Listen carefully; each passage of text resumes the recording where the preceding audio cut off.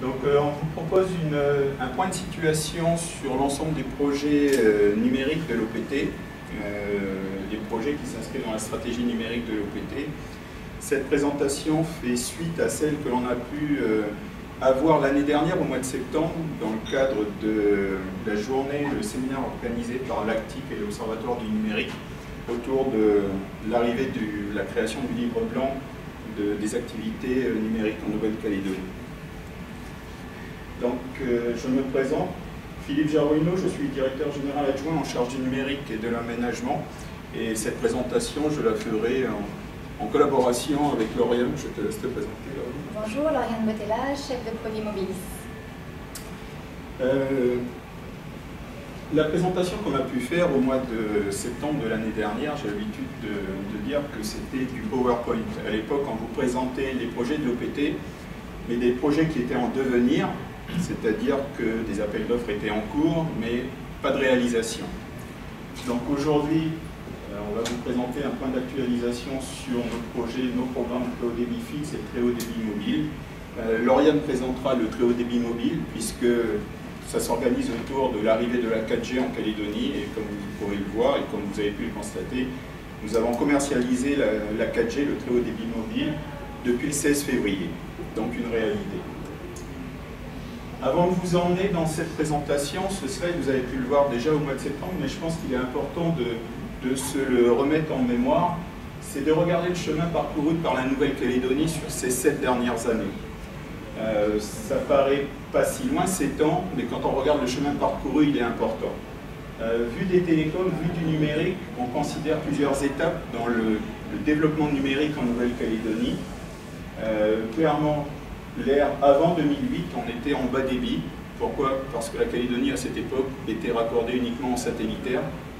Est arrivé le câble Gondwana. À l'époque, on n'avait que du satellite. On avait un ADSL en matière de numérique avec un superbe débit à 256 kilobits par seconde. On avait déjà de l'Internet mobile, mais c'était du GPRS, 50 kilobits par seconde. Le câble est arrivé et ça nous a permis de rentrer dès 2008, dès septembre 2008, dans une première étape du haut débit, avec de l'ADSL que l'on a fait monter en puissance, un ADSL jusque 2 mégas, puis jusque 8 et jusque 16 mégas. L'arrivée en 2011, et c'était un superbe défi également, de la 3G en Nouvelle-Calédonie à l'occasion des Jeux du Pacifique, NC 2011. L'arrivée de toutes les applications en mobilité, et on a poussé de 2008 à 2014 nos réseaux, qu'ils soient fixes ou mobiles, 3G et ADSL, jusqu'à leur limite.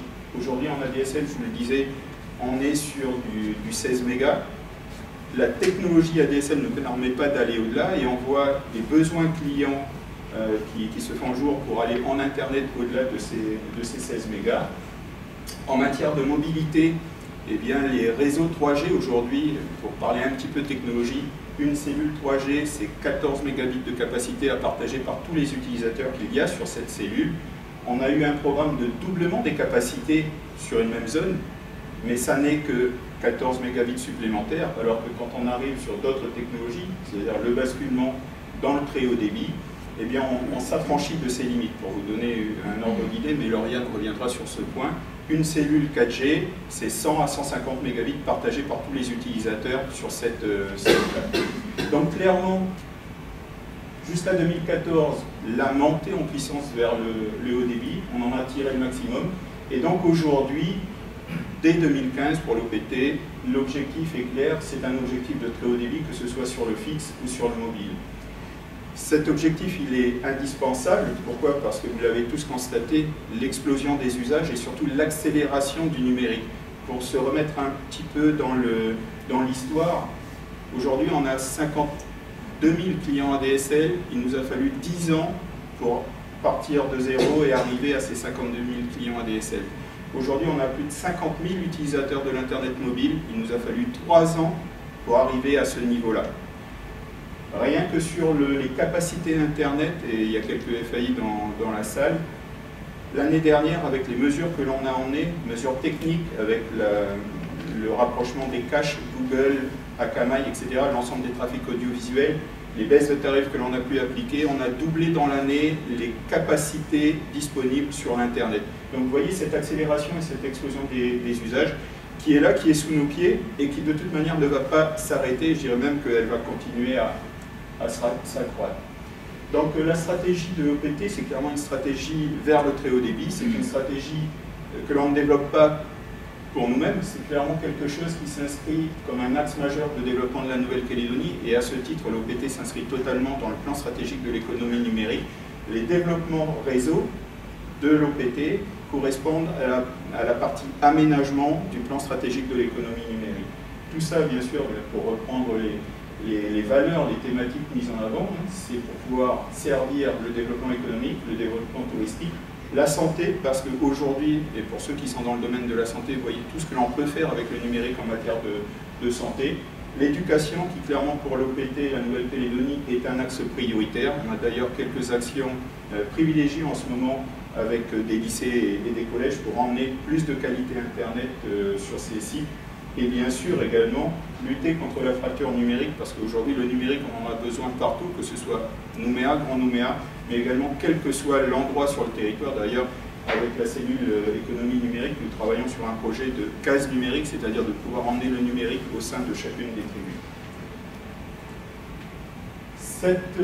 Ces projets en matière de numérique pour l'OPT, eh bien, ils s'inscrivent dans le plan stratégique que l'OPT a défini et qui trace les développements que nous aurons à réaliser pour toutes les branches de l'OPT, que ce soit les télécoms, le postal ou les services financiers pour les 5 prochaines années.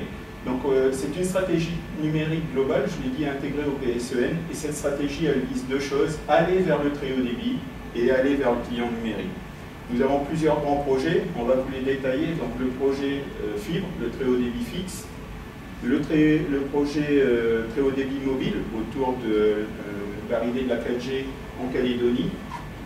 Ce sont deux projets en matière d'accès vers les usagers, vers les clients, ce qui veut dire que pour pouvoir transporter les débits qui vont exploser autour de la fibre et de la 4G, il nous faut aussi des réseaux de transport qui soient en adéquation.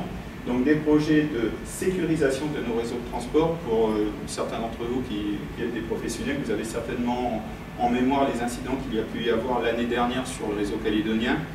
Un incident au niveau de la tribu de Saint-Louis, les gens avaient ouvert des chambres techniques et avaient brûlé la fibre qui avait isolé le Mont d'Or. Un incident également à La Foix, où une entreprise qui travaillait à l'entrée de La Foix a coupé notre fibre, isolant tout le nord du territoire. Et un incident un peu plus récent, mais avec moins de conséquences, des travaux routiers du côté de Népouy, où les entreprises, une fois qu'elles avaient refait les enrobés, ont remis les glissières de sécurité et ont abîmé nos fibres. Donc l'objectif pour nous, c'est de sécuriser, de densifier ces réseaux et de les sécuriser, c'est-à-dire de mettre en place des boucles de manière à ce qu'à tout moment, si on a une coupure quelque part dans le réseau, on puisse rerouter le trafic dans l'autre sens. En matière de boucle de priorité pour l'OPT, les équipes travaillent dessus, les appels d'offres devraient être lancés cette année.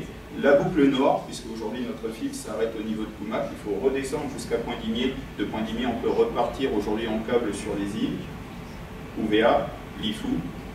La boucle sud, c'est-à-dire de pouvoir repartir justement de Lifou pour faire marée, l'île des Pins est rebouclée sur le sud, et à partir de là, on aura une boucle complète autour de la Nouvelle-Calédonie, une continuité de trafic qui nous permet, avec des routages intelligents, de pouvoir rerouter le trafic dans un sens ou dans l'autre en cas d'incident.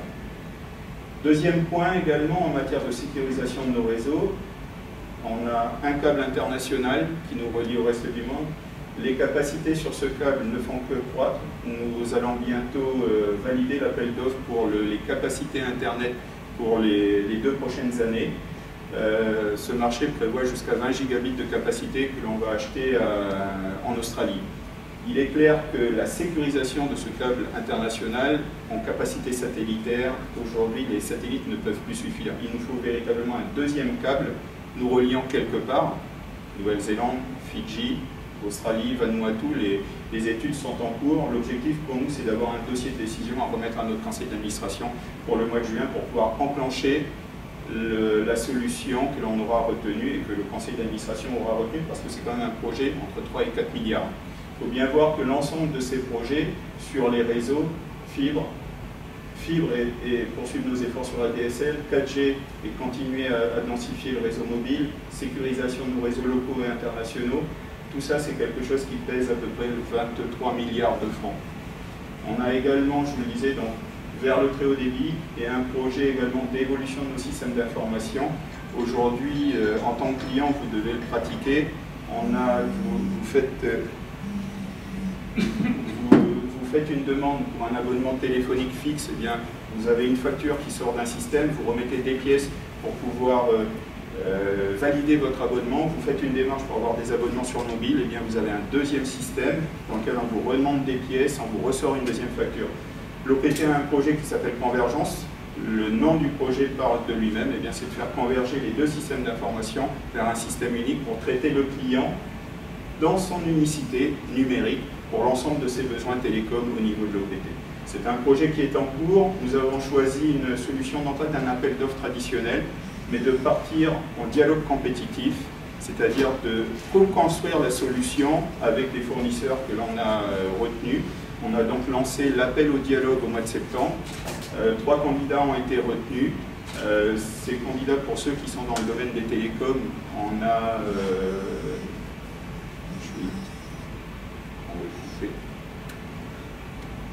On a un organisme qui s'appelle Gartner, qui fait un benchmark tous les ans des plus grandes sociétés en matière de, on va dire, de systèmes d'information. Et ceux qui répondent sur notre appel d'offres, pour vous donner l'enjeu, sont dans le top 5 mondial de ces solutions. Donc là, il y a quelques personnes de l'OPT qui sont présentes là. On était en premier atelier de travail avec le premier fournisseur il y a 15 jours. Lundi prochain, on a le deuxième qui arrive. On est dans ce chemin-là. L'objectif pour nous est de pouvoir valider la solution pour le mois d'octobre et enclencher les travaux dès l'année prochaine. Comme je vous disais, l'ensemble, en gros, 25 milliards d'investissements. Je vais laisser la parole à Lauriane qui va pouvoir vous détailler où on en est en matière de très haut débit mobile.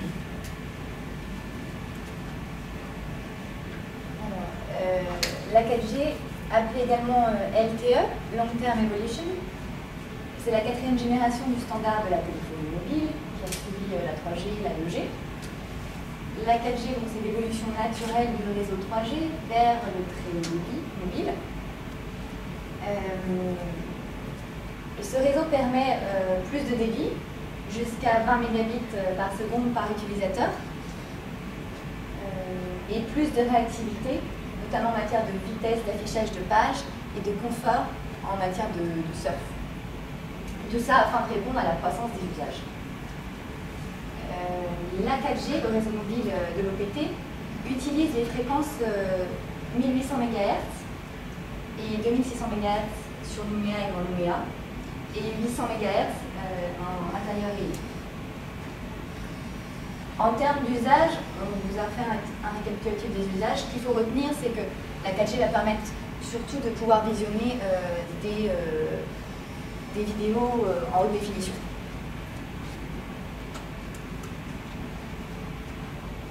Les enjeux, plus de 85% de la population sera couverte en 4G à horizon fin 2016. L'objectif, c'est de capitaliser sur le réseau 2G, 3G existant pour proposer une couverture 4G étendue en équipant plus de 50% des sites existants. Là, à ce jour, il existe 400 sites 2G, 3G et ils vont se rajouter 150 sites qui vont être déployés. C'est un budget de 3 milliards, 2 milliards pour l'extension et 1 milliard pour la 4G.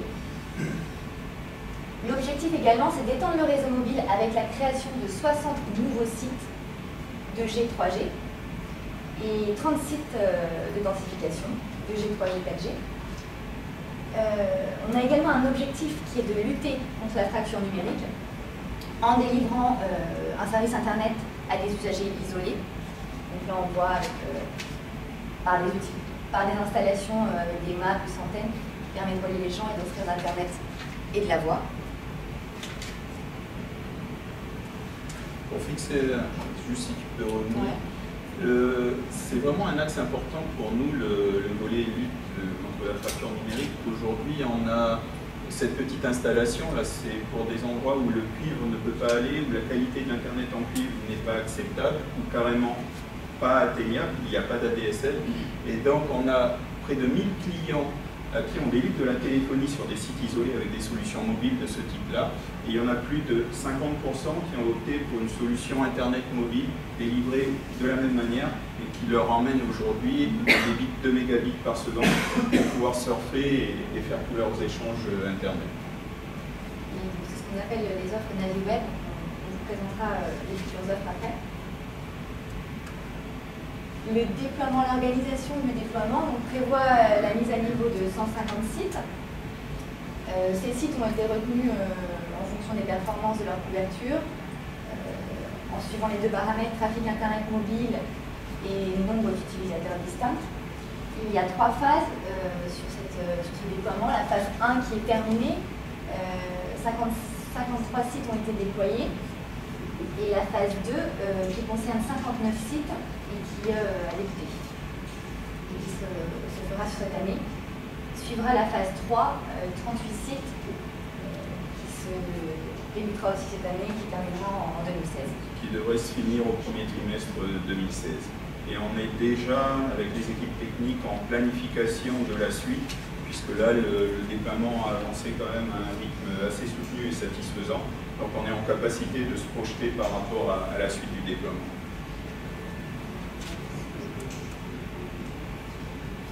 Concernant les offres Internet mobile, afin d'accompagner l'ouverture du réseau mobile 4G, de nouvelles offres vont être commercialisées cette année. Là, elles vous sont présentées, elles sont actuellement en attente d'approbation du gouvernement. Cette nouvelle gamme Internet mobile sera composée de 4 forfaits. 4 forfaits qui varieront en fonction du volume de données proposé et qui permettront un débit jusqu'à 20 mégabits par seconde. Le forfait numéro 1, l'Internet Eco, à 2520 francs, 1 giga, va s'adresser à des gens qui souhaitent découvrir l'Internet mobile. L'Internet mobile Neo 2 giga, qui est actuellement disponible et qui est toujours à 4200 francs, qui permet aujourd'hui un débit de 20 mégabits par seconde au lieu du 2 mégabits qui était proposé actuellement. Là, s'adresse à des utilisateurs réguliers d'Internet. Le troisième forfait proposé, l'Internet mobile Acro 4 Go à 6300 francs. Lui, s'adresse davantage à des passionnés, des technophiles. Et le dernier proposé, l'Internet mobile Pro 10 Go à 12 600 francs.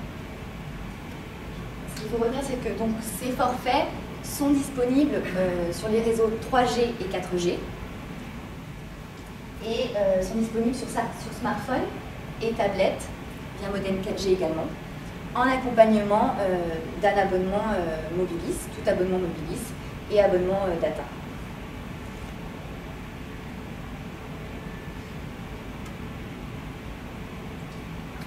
Pour revenir sur ce dont on parlait, l'objectif de lutter plus efficacement contre la fracture numérique en délivrant un service Internet et voix pour des usagers isolés, on va proposer également 2 nouvelles offres qui sont en attente effectivement d'approbation du gouvernement aussi. 2 nouvelles offres avec plus de débit et un quota de repli pour éviter les surconsommations. Ces 2 nouvelles offres vont remplacer les précédentes qui ne répondent plus à l'explosion des usages aujourd'hui. Donc on a aujourd'hui, prochainement on aura l'offre NaviWeb HD+, à 4410 francs, qui va proposer 2 fois plus de débit, donc à 4 mégabits par seconde, à un prix 2 fois moindre. La seconde offre, la NaviWeb HD Pro, va proposer elle 3 fois plus de débit, 6 mégabits par seconde, à 11 340 francs, et elle répond à des usages plus spécifiques.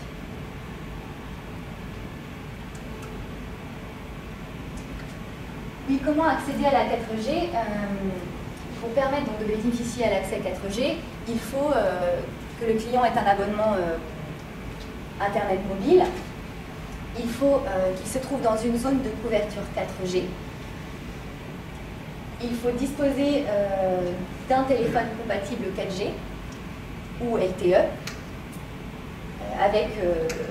qui utilise les fréquences qu'on a vues précédemment, 800, 1800, 2600 MHz. Et il faut disposer d'une carte SIM compatible 4G, qui est fournie gratuitement aujourd'hui par l'OPT. L'OPT propose également à la vente des terminaux 4G, nous en avons deux, le LicoKite et le LicoBirdie. Et voilà, il y a toute une campagne de remplacement de cartes qui se déroule depuis janvier et qui continue. Sur les terminaux, vous avez tous en tête les questions qui se sont posées autour des Samsung. Donc pour les geeks, il y a quelques solutions qui existent, hein, où on peut rentrer et pouvoir accéder à la 4G. La bonne nouvelle, alors c'était un peu compliqué pour nous parce que Samsung n'a pas une politique similaire à celle d'Android, c'est-à-dire qu'ils valident à distance notre réseau et derrière ils intègrent le réseau, ils autorisent le réseau OPT dans leur solution. Samsung, il a fallu passer par la métropole pour trouver des personnes qui puissent qualifier notre réseau.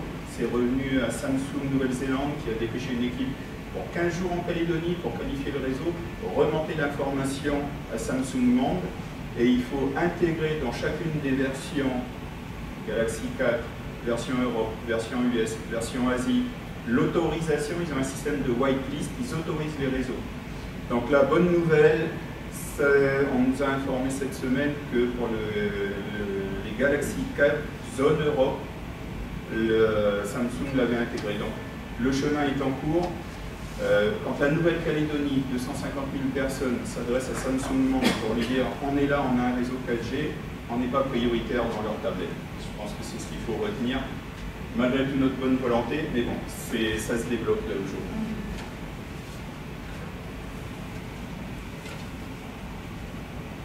Là, oui, on nous a proposé une synthèse depuis l'ouverture du réseau mobile. Aujourd'hui, il y a 3726 clients qui sont connectés à la 4G. Et pour vous donner une idée du parc, on est un parc d'abonnés Internet mobile de 19 000.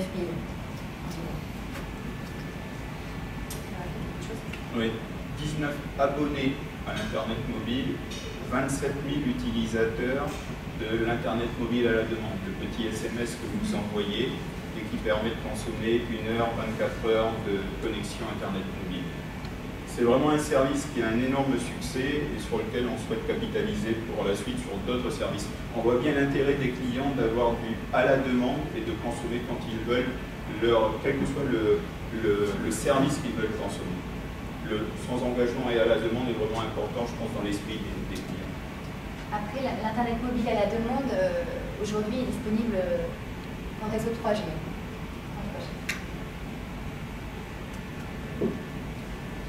Le volume de données échangées sur le réseau aujourd'hui en 4G progresse de 69% depuis l'ouverture. Les débits moyens par utilisateur sont de 11 mégabits en download. Bon, on était à 15 il y a quelques jours, 11, donc la fourchette c'est 11-15 en download et 0,9 mégabits en upload. Et on répertorie 170 gigas de volume de données échangées par jour actuellement.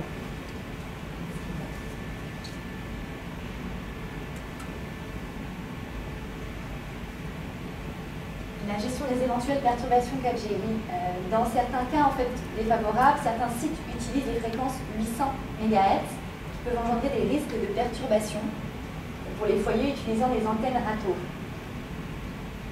L'OPT a mis en place des actions de communication et de remédiation sur ces cas qui peuvent arriver, et un numéro vert a été mis en place. Et à partir de là, l'OPT pourrait prendre en charge l'intervention d'un antenniste en cas de perturbation. À ce jour, ce qu'il faut retenir, c'est qu'il n'y a eu aucun cas de brouillage pour le moment, donc on est optimiste par rapport à ça. Certains disent qu'on a sorti le marteau pour tuer le moustique, mais néanmoins, on n'a rien inventé. Hein. En métropole, les opérateurs ont déployé de la 4G également dans plusieurs fréquences, dont certains émetteurs en 800 MHz qui pouvaient perturber les émetteurs de TNT, de télévision numérique terrestre. On s'est mis en relation avec l'Agence nationale des fréquences et on a adopté exactement le même dispositif qu'en métropole de manière à être exactement dans les clous. C'est vraiment celui qui arrive sur un terrain existant qui doit s'assurer que l'apport de son réseau ne vient pas perturber la situation. Voilà, donc tout est en place. Tant mieux, on n'a pas de perturbation, c'est ce qu'il faut retenir.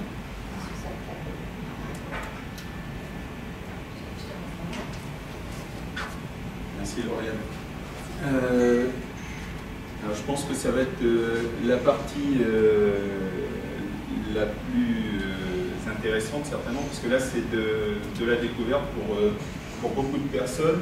Comme je le disais, au mois de septembre, on a présenté la stratégie numérique de l'OPT. Je vais peut-être me remettre par là-bas. Désolé. On a présenté la stratégie numérique de l'OPT et à l'époque, c'était sur le très haut débit fixe, c'était clairement du PowerPoint. Les appels d'offres étaient en cours. Aujourd'hui, on a quitté le PowerPoint, on verra le détail. Les appels d'offres ont été attribués, les titulaires ont été désignés, les premières réunions de travail, des groupes de travail entre les titulaires des appels d'offres et les équipes OPT sont en cours, les premières réunions avec les fournisseurs d'accès à Internet pour l'arrivée du très haut débit fixe en fibre sont là.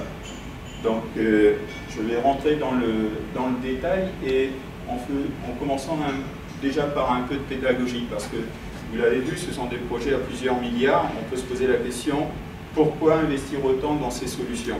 D'abord, l'OPT ne fait pas un raisonnement en dehors de ce qui se passe dans le monde, vous le voyez partout ailleurs, que ce soit en Europe, en France, dans les pays européens, en Australie. En Australie, ils ont un projet également qui s'appelle le NBN, qui vise aussi à emmener la fibre dans tous les foyers. Le constat est le même. Pourquoi passer sur la fibre? Eh bien parce que la DSL ne peut plus convenir. Je vous le disais tout à l'heure, on a atteint avec la DSL les limites de ce que l'on peut faire. Aujourd'hui, si vous habitez près d'un central téléphonique, eh bien, vous pouvez bénéficier de 16 mégabits par seconde. Il faut savoir que le signal qui est transporté dans le réseau cuivre s'affaiblit au fur et à mesure de la distance. 1 km, 16 mégabits. 4 km, en gros 4 mégas. 7 km, plus de signal. Donc on voit bien, et vous le vivez tous les jours, si vous habitez trop loin, vous n'avez pas de possibilité d'accéder à de l'Internet via ADSL. Qui plus est, vous payez le même prix pour un service qui n'a pas la même valeur. Vous habitez à 1 km du central, vous pouvez bénéficier pour les 2300 et quelques francs, avec votre FAI et la part FAI qui est à rajouter, de 16 mégas. Vous habitez à 4 km, vous en avez 4 fois moins. Donc il y a un côté inégalitaire de la solution. Mais c'est la solution technique qui le veut. Pourquoi la fibre? Eh bien parce qu'avec la fibre n'a pas la même sensibilité, ou le signal véhiculé au travers de la fibre optique n'a pas la même sensibilité à l'affaiblissement. On va pouvoir apporter à tous les clients le même service, quelle que soit la distance au central. Alors, quelle que soit la distance, c'est pas vrai, mais aujourd'hui, on table d'emmener le même service jusqu'à 20 voire 30 km du central. Vous voyez la progression, 7 km 0, 20 à 30 km, 100 mégas. Donc le choix technique était évident, il fallait aller sur de la fibre, et c'est vraiment le choix qu'ont fait tous les opérateurs. Qu'est-ce que ça apporte? Eh bien, on l'a vu, hein, des débits plus élevés, pas de discrimination géographique, des raccordements plus fiables. On n'a jamais vu la fibre optique rouillée, alors qu'en Calédonie, on est quand même dans un pays tropical. Donc, vous avez vu la pluie qu'on a depuis le mois de décembre, donc vous imaginez bien les interventions de nos techniciens. Les réseaux ont beau être bien protégés, il y a systématiquement des petits points de faiblesse. Des débits qui peuvent être symétriques. Aujourd'hui, on est clairement, nous, dans le choix par rapport à l'arrivée de la fibre optique pour la partie Internet de débit asymétrique. Ça va nous permettre en matière d'usage d'accéder à de l'Internet très haut débit pour pouvoir véhiculer un certain nombre de nouveaux services. Aujourd'hui, quand vous regardez partout dans le monde, dès lors que vous êtes sur des services très haut débit, on est clairement sur des services audiovisuels, alors en qualité standard, mais vers tout ce que ces hauts débit permettent, de la haute définition, de la 3D. Pour ceux qui ont vu les derniers systèmes de télévision en très très haute définition, 4K et 8K, je crois que les prochains Jeux Olympiques vont être filmés totalement en 4 ou en 8K, quelque chose comme ça. Les téléviseurs, vous voyez toutes les promotions qu'il y a en période de fin d'année.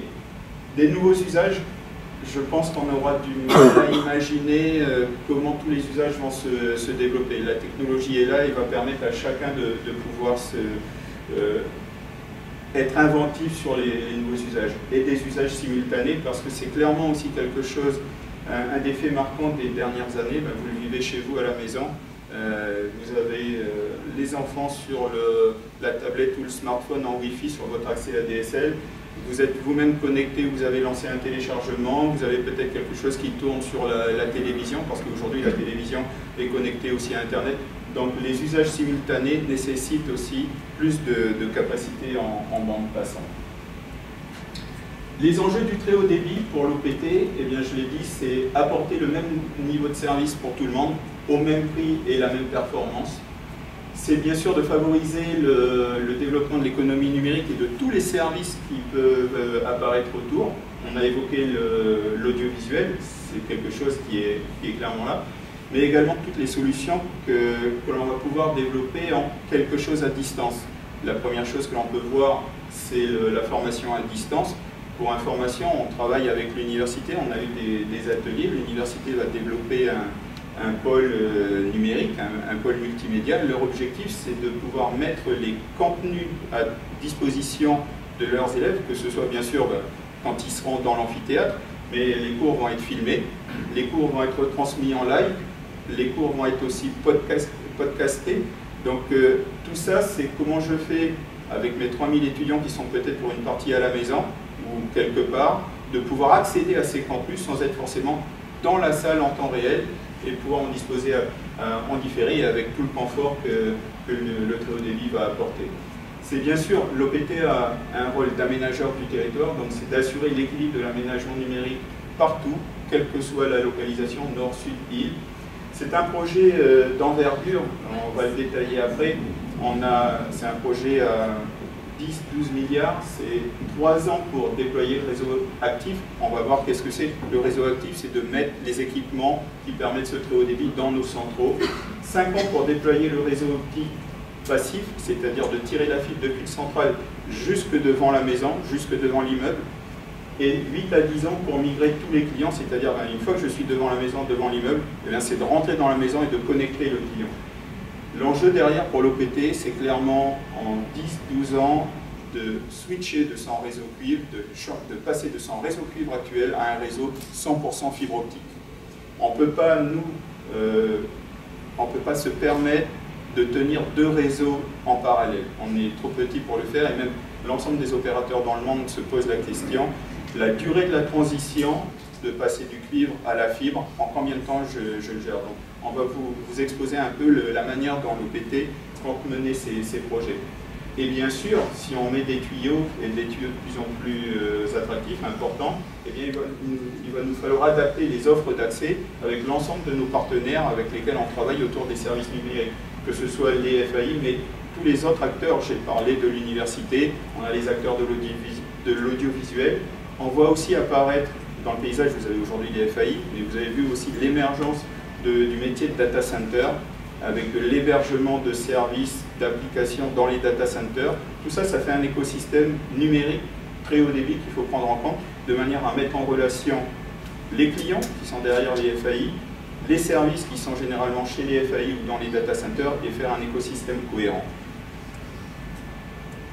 Comment le réseau va être déployé? Je vous le disais en plusieurs étapes. Il y a une première étape qui consiste à mettre les équipements dans le central. C'est ce qu'on appelle déployer le réseau GPON dans tous nos centraux, ou quasiment tous nos centraux. On verra aussi que pour l'OPT, ce projet va nous permettre, dans la mesure où on peut aller chercher les clients jusqu'à 20 km, de supprimer certains centraux, puisqu'on est obligé de construire des centraux pour être au plus près des bassins de clients.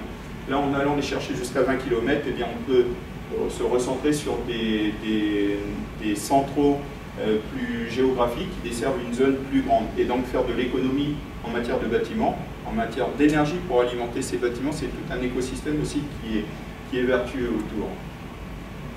Je disais déployer le réseau de fibres, le réseau ce que l'on appelle partagé, jusque devant la maison, l'immeuble. Ce qu'il faut retenir sur cette partie-là, c'est qu'on ne va pas recreuser les rues, on va utiliser à 90-95% nos infrastructures. C'est clairement déployer le réseau en fibre en capitalisant sur les infrastructures existantes, qu'elles soient souterraines, qu'elles soient aériennes. En plus, c'est quelque chose que nos techniciens connaissent parfaitement. Ça fait plus de 20 ans qu'on tire de la fibre optique. C'est aussi sur le territoire, il y a pas mal d'entreprises qui connaissent le métier. Donc c'est pas quelque chose de nouveau, mais par contre on va rentrer dans de l'industrialisation pour que dans 10 ans il n'y ait plus que ça. On va dire que ça c'est peut-être la partie la plus facile. Le plus compliqué, ça va être de rentrer chez chacun des clients. Donc comment on va le faire? Alors déjà, un point, vous avez tous chez vous votre modem ADSL. Ce qu'il faut retenir, et là je vous ramène à l'arrivée de l'ADSL en Calédonie, et bien quand l'ADSL est arrivée en Calédonie, l'OPT avait des équipements dans ses centraux et fournissait les modems pour qu'ils soient compatibles avec ces équipements. C'est quelque chose qui après dans le temps s'est affranchi, dans la mesure où la technologie s'est banalisée et que vous pouviez trouver dans le commerce des équipements compatibles avec tout équipement que l'opérateur mettait dans son réseau.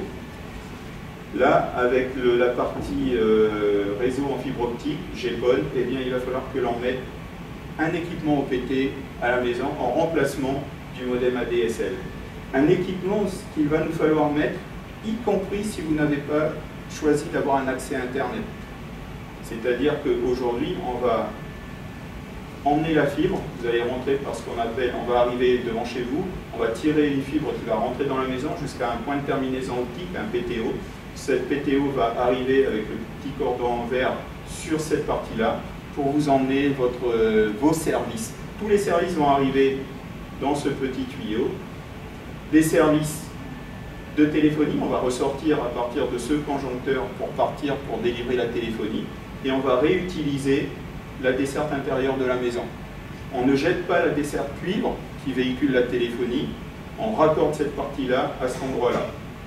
Et là, vous allez sortir avec votre signal Internet, soit pour aller sur votre ordinateur, soit pour aller sur la box de votre FAI, si vous avez en plus de l'Internet, si vous avez de la voix sur IP, si vous avez des services audiovisuels.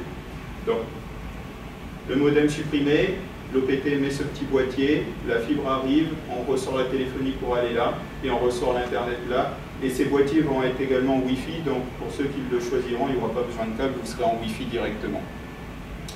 Un point important à voir là-dessus, et c'est un point que l'on a abordé en premier lieu avec la cellule économie numérique qui porte le projet, qui n'est plus un projet d'ailleurs, de portail des services publics de la Nouvelle-Calédonie, dans la mesure où l'OPT maîtrise ce boîtier. Eh bien, on ne va pas donner ici un accès pour les clients qui n'auraient que de la téléphonie, on ne va pas donner un accès à l'Internet, on va donner un accès à l'intranet, à un intranet des services publics. À commencer par l'intranet de l'OPT, donner accès à notre site OPT, puisque sur ce site, vous y trouvez de l'information. Si le client se pose un certain nombre de questions, il pourra, s'il a un ordinateur, eh bien, venir directement sur notre intranet pour consulter notre site. Ce site va s'enrichir pour payer sa facture en ligne, pour faire toute action qu'il souhaiterait avec l'OPT, déposer une demande de dérangement éventuellement. Dans la mesure où on est sur un intranet, l'objectif pour nous et en collaboration avec le gouvernement, eh bien, c'est de donner accès au portail des services publics de la Nouvelle-Calédonie, de donner accès, on travaille avec les communes également, au portail des communes. C'est-à-dire que je n'ai pas accès à Internet, mais parce que j'ai la fibre qui arrive chez moi, j'accède à l'ensemble des services publics de la Nouvelle-Calédonie, que ce soit l'OPT, le gouvernement ou les collectivités. Je vous ai parlé tout à l'heure de l'engouement autour de l'Internet mobile à la demande. J'envoie un petit SMS et j'ai 1 heure de connexion. Ça nous permet également de donner à goûter à Internet aux non-internautes. On va également y mettre un portail captif. Aujourd'hui, on a 250 000 mobiles en Calédonie. Vous envoyez un SMS à un numéro, on vous renvoie un code, vous tapez le code sur ce portail captif et on vous ouvre la porte pour 1 heure de connexion à Internet. Donc de donner à goûter pour des non-internautes la possibilité d'aller 1 heure, 24 heures sur Internet. Et on travaille également en collaboration avec les fournisseurs d'accès à Internet. L'objectif, c'est de donner accès au site des fournisseurs d'accès à Internet. Je ne suis pas internaute, mais grâce à ce dispositif, j'accède à l'intranet également des FAI et je peux déposer ma demande auprès du FAI de mon choix pour accéder et souscrire en ligne de l'intranet, même pas de l'Internet. Donc vous voyez, on donne à goûter. Aujourd'hui, il faut avoir en tête que 20% des lignes cuivre n'accèdent qu'à la téléphonie. Les gens n'ont pas pris d'abonnement Internet. Donc c'est comment on emmène ces 20% de la population à goûter et s'ils le souhaitent, soit utiliser à la demande, soit utiliser au travers d'un abonnement. Les futures offres, alors là, on est vraiment dans l'espace de discussion. Ça, on vous l'a évoqué, ce que je viens de vous dire, c'est pour ceux qui n'ont que la téléphonie, leur donner à goûter à un certain nombre de services. On n'est pas encore calé, mais on ne devrait pas dépasser les 2-5 mégas de bande passante. Par contre, l'accès que l'on connaît au niveau ADSL aujourd'hui, qui vous donne dans le meilleur des cas du 16 mégas, et l'objectif que l'on se fixe, c'est de donner un accès jusqu'à 30 mégas en download. C'est la définition du très haut débit posée par l'ARCEP, l'autorité de régulation en métropole. On souhaite se conformer à ce qui est le standard métropolitain et européen.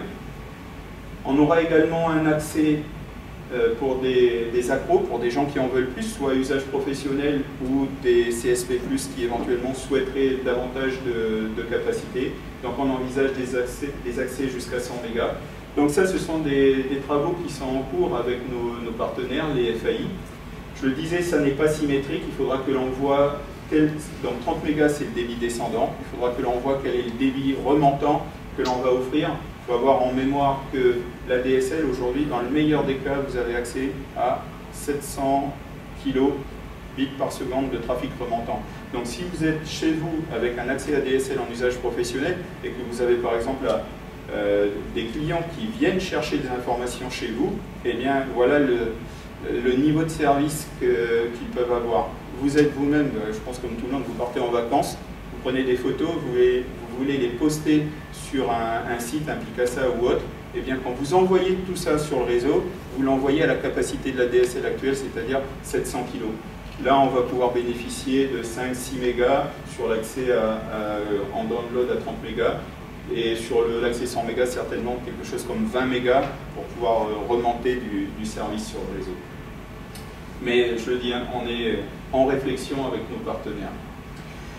Alors le planning, les travaux et le planning de déploiement, pour vous indiquer qu'on n'est clairement plus dans du PowerPoint. Notre conseil d'administration a validé, donc c'est passé en commission d'appel d'offres en fin d'année dernière, et notre conseil d'administration a validé les marchés lors d'un conseil spécial qui s'est tenu à la mi-janvier. Le réseau actif, c'est-à-dire les équipements que l'on déploie dans les centraux, le titulaire retenu c'est Alcatel-Lucent, c'est un des leaders mondiaux sur le domaine. On se donne en gros, et on verra quand les plannings nous permettront d'aller un peu plus vite, on se donne 3 ans pour déployer ces équipements dans tous nos centraux. Le réseau actif partagé, donc je le disais, c'est tirer la fibre du central jusque devant la maison ou l'immeuble. On a ordonnancé ces marchés, ces déploiements en plusieurs lots.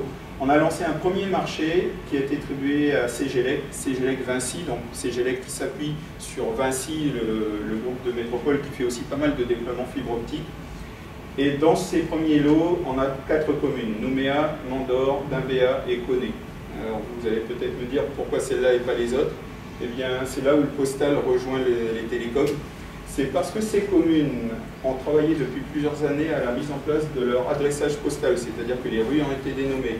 La numérotation des rues dans la rue a été faite. C'est-à-dire qu'on sait exactement, même si un lot n'est pas encore occupé, tout ça est normalisé, c'est rentré dans un système d'information géographique. On a pu extraire les données de ces systèmes d'information géographique, les communiquer aux soumissionnaires pour qu'ils puissent faire des avant-projets sommaires pour pouvoir coter les déploiements sur ces 4 communes.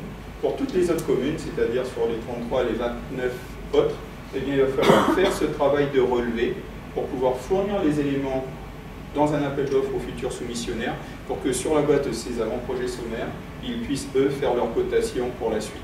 Ça va nous prendre un peu de temps, mais c'est déjà dans les tuyaux. Et je le disais, la dernière étape, eh bien, c'est de raccorder chacun des clients. Donc là, on se donne 8 à 10, 12 ans pour le faire. Sur le déploiement du réseau actif, on l'a évoqué, en gros 3 ans pour déployer. Les premiers ateliers de travail avec Alcatel et Lucent nous ont permis de phaser ce travail et donc de le planifier. Et a priori, on sera en capacité de le faire en 18 mois au lieu de le faire en 3 ans. La première partie, et c'est souvent comme ça, le 80-20, on a 80% qui ne sont pas trop compliqués. Dès la fin de cette année, d'avoir mis les équipements, Nouméa, Grand Nouméa, tous les cœurs de village, les sites pilotes, nos sites de formation et des sites de showroom que l'on va partager avec les clients, avec les FAI. Donc, en gros, desservir en potentiel plus de 60 000 clients. Deuxième lot au premier semestre de l'année prochaine. Troisième lot au deuxième semestre. Donc en gros, fin 2016, on aura déployé les équipements actifs dans tous les centraux de l'OPT où c'est nécessaire. Maintenant, il faut tirer la fibre. N'hésitez pas à poser des questions hein, parce que c'est peut-être un petit... Il reste 10 minutes. Oui, je parle beaucoup. Sur le réseau téléphonique, on a décomposé notre réseau téléphonique en plaques techniques. En gros, 180 plaques géographiques. Ces plaques, il y en a 132 sur la zone Nouméa, Grand Nouméa et 51 sur le reste du territoire. Donc en gros, sur Nouméa, Grand Nouméa, il nous faut trouver des solutions pour déployer de manière équitable sur chacune des 4 communes et sur le reste du territoire, déployer de manière équitable sur chacune de ces grandes plaques. Et vous voyez que VKP en fait partie. Alors, comment faire ça de manière équitable?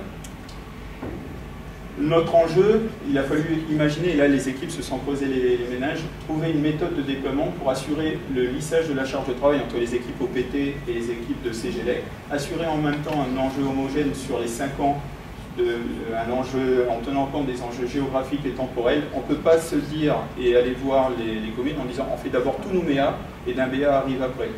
Je veux dire, c'est intenable. Il nous faut donc trouver une solution qui permette d'embarquer tout le monde et de lisser le travail. Pour cela, on a décomposé Nouméa, Grand Nouméa en une matrice de 12 plaques avec des espaces réservés pour chacune des communes. 6 pour Nouméa, 2 pour Dimbéa, 2 pour Païta, 2 pour le Mandor. Et pour faire la totalité des 132 plaques, il faut répéter cette matrice 11 fois. On a fait le même travail sur le reste du territoire et je pense que la synthèse ferroviaire, elle parle d'elle-même. En résumé, si on parle de synthèse ferroviaire, pour embarquer des clients, il faut avoir une gare. La gare, c'est l'équipement actif que l'on met dans le central. Si vous n'avez pas cet équipement, on ne peut pas faire ce nouveau réseau. Une fois que vous avez mis l'équipement dans le central, on aura un omnibus pour la zone Nouméa-Grand Nouméa composé de 12 wagons, c'est ces 12 plaques, avec des places réservées par commune. Et on va aller voir les communes, on va leur dire, le premier train là, qui va partir et qui va s'échelonner sur 6 à 8 mois de travail, Nouméa, vous avez 6 quartiers, 6 plaques à intégrer dedans. Qui vous faites monter dans le premier train? Dimbéa, vous avez 2 places. Qui vous faites monter dans le premier train? Et ainsi de suite.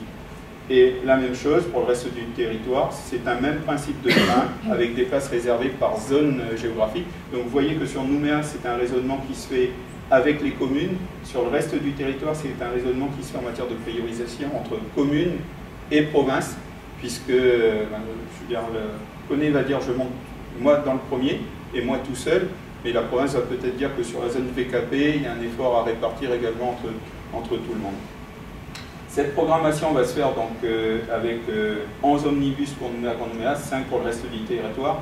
Néanmoins, le système est suffisamment souple pour qu'en analogie ferroviaire, on puisse déclencher des express, c'est-à-dire que si on a un nouveau lotissement qui sort quelque part, eh bien, on puisse lancer des raccordements dédiés, c'est-à-dire avec des équipes spécialisées côté OPT que l'on va envoyer sur le terrain pour le faire. Ce calendrier de déploiement, c'est un outil de communication. Vous voyez là, c'est la plaque que l'on a préparée pour Nouméa, c'est-à-dire que vous aurez pour chacune des zones, en gros, le trimestre sur lequel, une fois qu'on sera entendu avec la commune, à laquelle le déploiement va se faire, c'est quelque chose que l'on va mettre sur notre réseau, que les communes vont pouvoir mettre également sur leur site internet. de manière à partager avec le public, quand les gens sachent exactement à quel moment ils seront susceptibles d'être accordés. Pour rentrer dans le concret, le planning pour 2015-2016, vous voyez, il est chargé. Vous avez eu le calendrier de déploiement des équipements dans les centraux. Le choix du pilote, eh bien, il est déjà opéré parce que ça, c'est quelque chose que l'OPT doit maîtriser. On va déployer sur la zone de Caméré. Ça nous permet, nous, de monter en compétence, de roder nos règles d'ingénierie avec les équipes, avec CGLEC, également avec la ville de Nouméa. Pourquoi Caméré? Parce que c'est une zone où on a une qualité ADSL qui est peut-être pas la meilleure, parce que c'est une zone qui combine du résidentiel et de l'industriel, parce que c'est aussi une zone où on a quasiment tous les bailleurs sociaux, SIC, FSH et compagnie, avec lesquels il va falloir travailler, parce que rentrer dans les immeubles de ces bailleurs sociaux, c'est un travail à part entière. Et donc on souhaite les avoir tout de suite dans le premier pilote.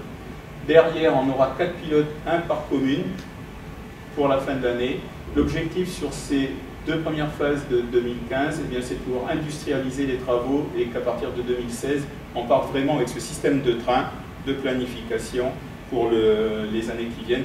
On est pour 8 à 10 ans, on travaille, je dirais, quasiment quotidien avec les communes, avec les provinces, sur la priorisation de tout cela. C'est vraiment un travail de concertation et les démarches engagées, eh bien, on a rencontré toutes les communes, on a rencontré toutes les provinces, on rencontre le gouvernement, on rencontre la DI3T, parce qu'il faut voir que les travaux, une des choses importantes, c'est la coordination de ces travaux routiers, et donc les autorisations de voirie, pour rentrer un peu dans la technique. Si je prends la zone de Connay, on a des zones d'aménagement sur lesquelles, sur une portion, la compétence est communale, un peu plus loin c'est provincial, et quand vous poussez encore plus loin, c'est la Nouvelle-Calédonie. Et donc pour pouvoir faire la réalisation sur la même plaque, il va falloir coordonner, se mettre en phase avec ces 3 acteurs. Donc une démarche de concertation avec les collectivités, avec les acteurs de l'aménagement, ce que je vous ai dit sur Caméré, mais ça va se vérifier de manière encore plus forte avec tous les autres. Notre objectif pour nous, et les premières discussions qu'on a eues avec ces bailleurs sociaux et avec tous les lotisseurs, c'est qu'au 1er janvier 2016, il n'y ait plus de nouveaux lotissements qui sortent raccordés en cuivre. Donc il faut essayer de rattraper ce qu'on appelle les coûts parties, des lotissements qui sont déjà validés en cuivre, et de pouvoir les reprendre en fibre optique. L'idée, c'est pas de repasser pour refaire, mais vraiment de prendre le train en marche à ce moment-là. Et bien sûr, un travail important avec l'ensemble des acteurs du numérique, les FAI en premier lieu, les acteurs de la téléphonie, parce que quand l'OPT va faire passer sa téléphonie dans cette fibre, on passe de la téléphonie traditionnelle, ceux qui connaissent analogique et RNIS pour les entreprises, en solution de téléphonie sur IP. Donc c'est non seulement un impact pour l'OPT, mais également pour l'ensemble des revendeurs de matériel de PABX, IPBX pour les entreprises. Donc voilà, un gros travail de concertation. Si tu veux toucher un mot sur la partie service, c'est pour moi. Donc les priorités de notre côté, parce qu'on met en place les tuyaux, c'est vraiment de travailler sur les services. Alors, je le prends dans un ordre qui n'est pas le même. Premier travail à faire, travailler sur nos évolutions d'offres de liaison louée, parce qu'on l'a vu, on va emmener du 30 mégas, 100 mégas sur la fibre, et donc il faut pouvoir recaler toutes nos offres de liaison louée. Il faut pouvoir travailler, et c'est en cours avec les fournisseurs d'accès à Internet, sur ces accès à 30 mégas et à 100 mégas, et surtout sur les offres dédiées au FAI, ce qu'on appelle notre backbone Internet, le réseau fédérateur, parce qu'on va faire passer 3 à 5 fois plus de débit, et il faut que le client, pour lui, que ça ne coûte pas plus cher, on lui améliore la qualité. Donc l'enjeu est de travailler sur des solutions techniques et tarifaires pour arriver à emmener ces nouveaux services à des tarifs qui soient abordables et compatibles avec ce qu'on a aujourd'hui. L'évolution des services de voix sur IP, l'audiovisuel, et je l'ai dit tout à l'heure, on a un écosystème autour des data centers qu'il faut prendre en compte. C'est quelque chose qui s'est développé de manière exponentielle dans les 2 dernières années. Il faut les intégrer dans le contexte numérique.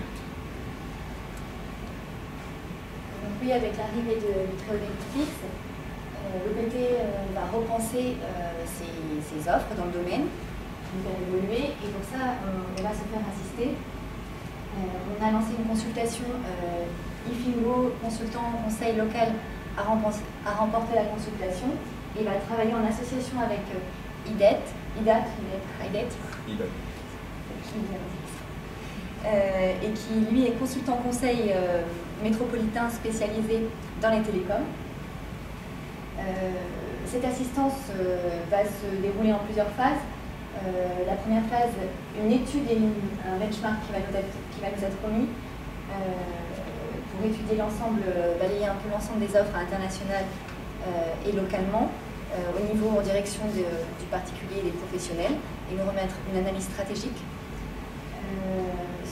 La seconde phase va intégrer également des entretiens avec nos clients qui vont être réalisés, également le public interne, les techniciens, les commerciaux, qui vont se dérouler en avril. Et la dernière phase, qui va consister à répertorier l'ensemble des éléments afin d'obtenir une feuille de route et des préconisations pour proposer des lancements d'offres, des nouvelles offres, le cadencement, et ça sera aussi en avril 2015. C'est tout.